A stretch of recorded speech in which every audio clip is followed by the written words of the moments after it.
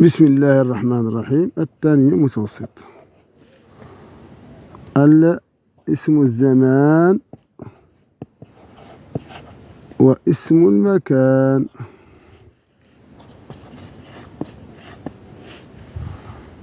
أيوة، ما معنى هذا الكلام؟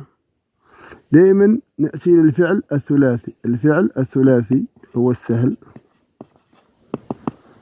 فنقول الفعل الثلاثي إما أن يكون اسم الزمان منه على وزن مفعل، وإما أن يكون على وزن مفعل.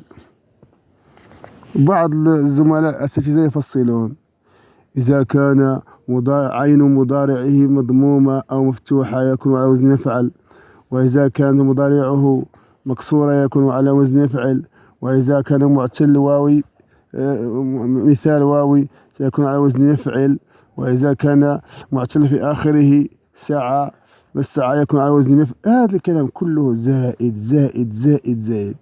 فقط إذا كانت عين مضارعه مكسورة يكون على وزن مفعل فقط، والبقية إذا كانت عين مضارعه مضمومة أو مفتوحة تعقد لك الأمور. هذه الأمور تخلي عليها. عندنا فتحة والضمة والكسرة، هادو زوز ما تتكلمش عليهم.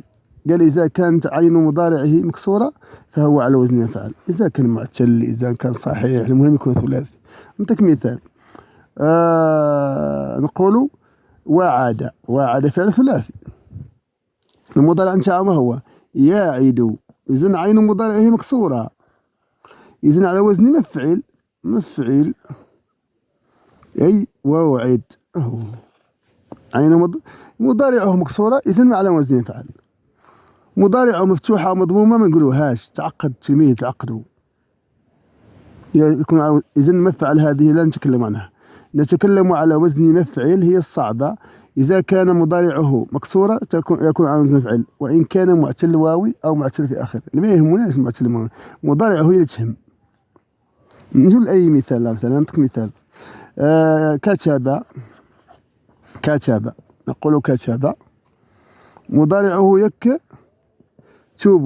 هل مكسورة؟ ما هي مكسورة، إذن ما هيش على وزن مفعل، ليست على وزن مفعل، على وزن مفعل. مكتب.